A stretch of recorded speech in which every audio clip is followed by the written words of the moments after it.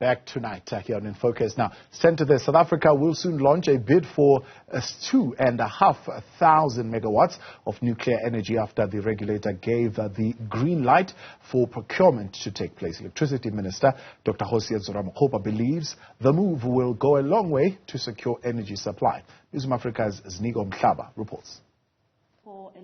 President Cyril Ramaphosa's administration has finally decided to adopt an earlier proposal to build another nuclear energy plant.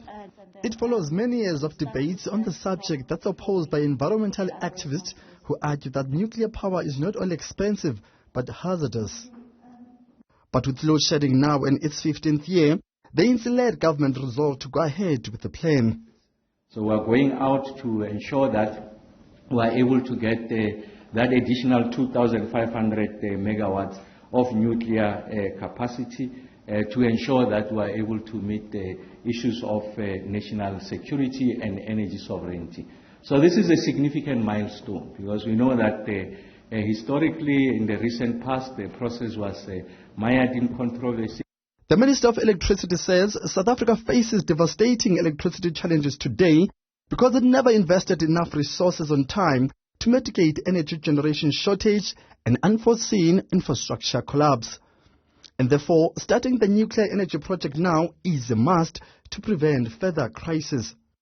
We continue to make every effort to address load shedding because the benefit of what we are announcing here, you are not going to see it tomorrow, you will not see it in a year's time, you won't see it in 2 years' time, 3 to 4 years. That's when you'll begin to see this benefit.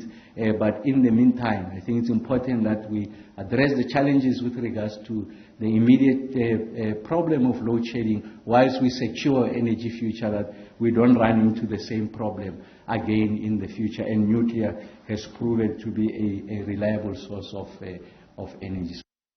The Department of Mineral Resources and Energy, which is responsible for advancing the nuclear project, says the plan is long-term. Would then take anything from 7 to 10 years for a first nuclear unit to be commissioned into the grid. And during this very time, there's going to be a massive infrastructure development and a lot of jobs that will be created through having artisans, nuclear professionals, engineers that will be involved in terms of building this project. Metal Workers Union NUMSA backs the government's decision.